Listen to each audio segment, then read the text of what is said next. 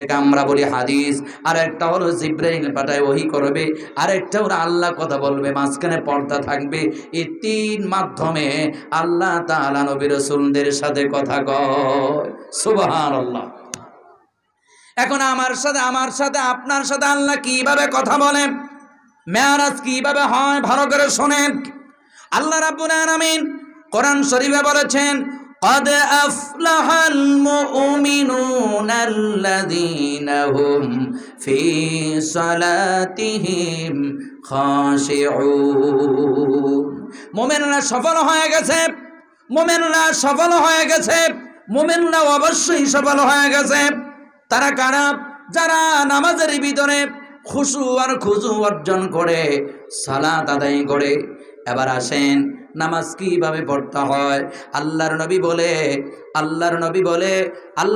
বলে নামাজ তোমরা এইভাবে আদায় করো, আনতা আবুদাল্লাহা কান্নাকা তারাহু ফাইল্লাম তাকুন তারাহু ফাইন্নাহু ইয়ারাক।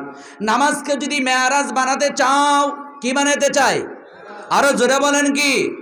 তাহলে নামাজে যখন দাঁড়াবেন, তখন দাঁড়ানোর পরে আপনি একটা নিয়ত করবেন, ভাবনা করবেন, আনতা আবুদাল্লাহ, আমি যে আল্লাহরে রুকু করব, সেজদা করব, আমি আল্লাহরে দেখতেছি, দেখে দেখে রুকু করব, দেখে দেখে সেজদা করব।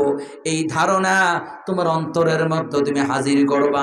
এক নাম্বার কথা, ফাইল্লাম তাকুন তারা, এই ভাবনা করার পর যদি তোমার চর্ম চক্ষু দিয়া আল্লাহর নূরের তাজাল্লি দেখা সম্ভব না হয়, যেমন মুসা নবী আল্লাহরে দেখতে চাইছে, কিন্তু মুসা নবী আল্লাহর নূরের তাজাল্লি দেখার পরে বেহুশ হয়ে গেছে।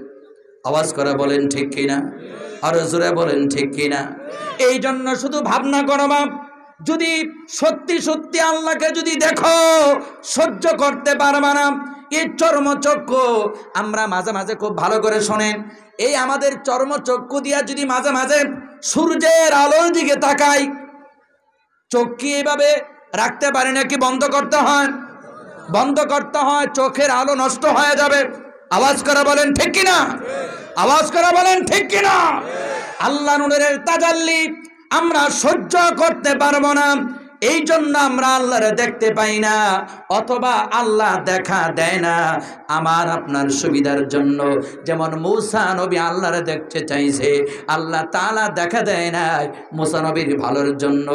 এরপর আল্লাহ বলে লান তারানি, আল্লাহ কয় লান তারানি, এ মুসা কখনো দেখতে পারবা না, তার কারণ হলো সহ্য করতে পারবা না। কিন্তু তুমি যদি আল্লাহর না দেখো, ফাইল্লাম তাকুন তারাহু ফাইন্নাহু ইয়ারাক, যদি আল্লাহরে দেখা তোমার চোখ দিয়া সম্ভব না হয়, তুমি এই নিয়ত করে নামাজে দাঁড়াও যে আল্লাহর রুকু করার জন্য, সেজদা করার জন্য দাঁড়াইছি, ওই আল্লাহ অবশ্যই আমার দেখতাছে। আল্লাহ দেখে কিনা? জোরে আল্লাহ দেখে কিনা? আমরা নিয়ত করতে হইব আল্লাহরে দেখি, কিন্তু এরপরে দেখি না কেন? আল্লাহর জন্য নাকি আমাদের সুবিধার জন্য? কারণ আমার এই চক্ষু কি হয়ে যাবো গা? কারণ সূর্যের আলোর দিকে তাকালে, দীর্ঘ সময় তাকায় থাকলে চোখের পানি চলে আসে, চোখের পাওয়ার নষ্ট হয়ে যাবে। আল্লাহর নূরের তাজাল্লি আমার আপনার চক্ষু সহ্য করতে পারবে না। তুরবা জলে ভস্ম হয়ে গেছে, মুসা নবী বেহুশ হয়ে পড়ে আছে। আওয়াজ করে বলেন ঠিক কিনা? কিন্তু নিয়ত করতে হবে, আমি সালাতে দাঁড়িয়েছি, আল্লাহকে দেখতেছি, যদি আমার চর্মচক্ষু দিয়ে আল্লাহকে দেখা সম্ভব না হয়, কিন্তু আমি এই কথা ধারণা করছি আল্লাহ কিন্তু আমারে, আওয়াজ করে বলেন ঠিক কিনা? এই আল্লাহ দেখে, আরো জোরে বলেন দেখে।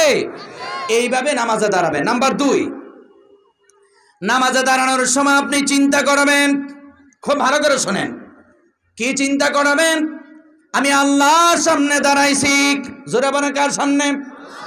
আমার সামনে আল্লাহ আছে, আর পিছনে আজরাইল দাঁড়ায় আছে। পিছনে কে? আমার ডান দিকে জান্নাত আর বাম দিকে জাহান্নাম।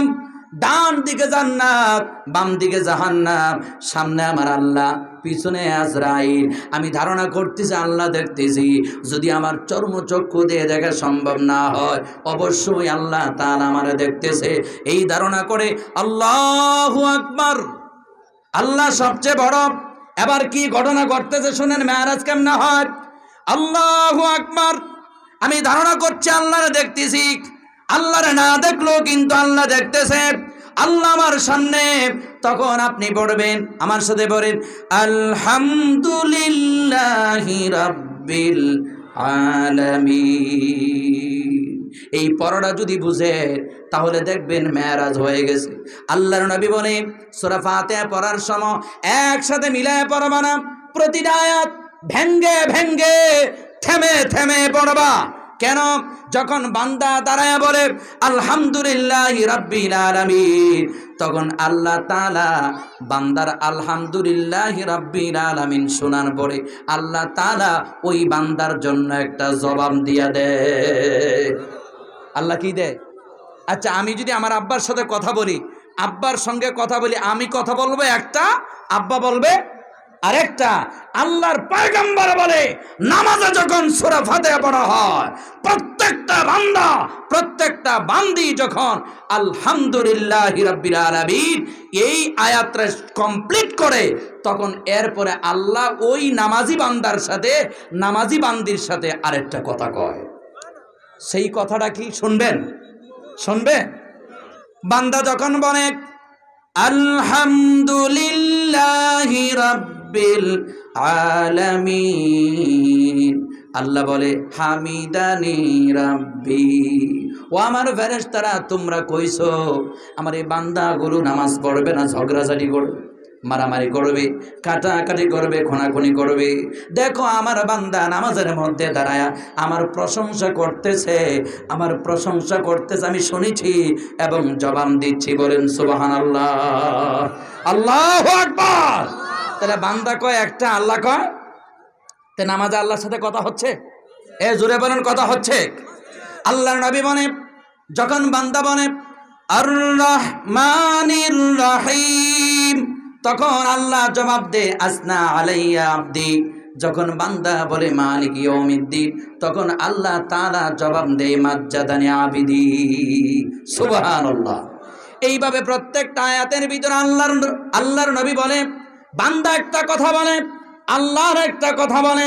নামাজের ভিতরে সূরা ফাতিহার মাধ্যমে আল্লাহর সাথে বান্দা বান্দির সাথে প্রশ্ন এবং জবাব হয়। যখন বান্দা বলে ইয়্যাকা না'বুদু ওয়া ইয়্যাকা নাস্তাইন, আল্লাহ তোমার ইবাদত করি, তোমার কাছে সাহায্য চাই, আল্লাহ বলে এই কথাটা আমি রেখে দিলাম, আমার বান্দার জন্য যা যা দরকার আমি আল্লাহ তাআলা তা দেওয়ার জন্য সিদ্ধান্ত গ্রহণ করেছি। আল্লাহু আকবার। কিন্তু আমরা তো এটার অর্থ বুঝি না, আল্লাহ কি জবাব দেয় সেটাও জানি না, যার কারণে নামাজের ভিতরে মেরাজও হয় না, মজাও লাগে না, ইবাদতের স্বাদ হয় না, ইবাদতের ভিতরে মনোযোগ থাকে না।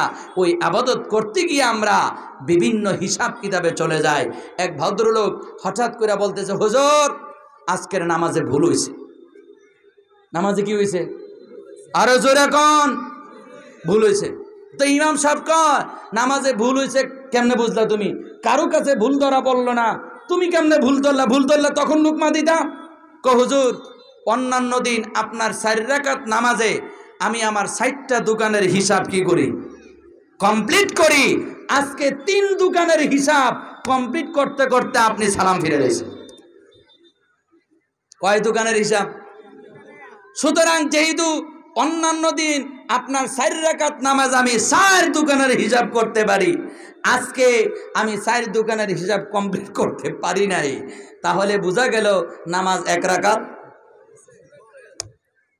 চিন্তা করে দেখছেন? এই হলো আমার আপনার মনোযোগ। কথা বলেন ঠিক কিনা?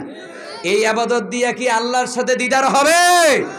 এই নামাজ দিয়া কি আল্লাহর সঙ্গে মেরাজ হবে? হবে না।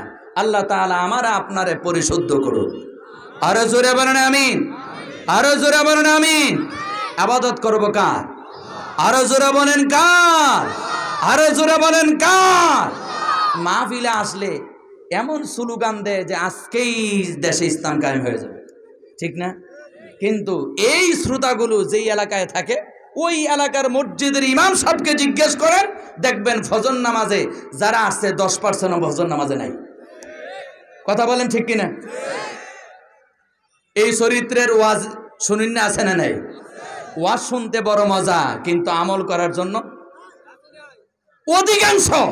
অধিকাংশ শ্রোতার চরিত্র এরকম, মাহফিলে এমন স্লোগান দে, এমন সময় দে যে ওনার দ্বারা ইসলাম কায়েম হয়ে যাবে, কিন্তু উনি ফজর নামাজে মসজিদে না, নাই।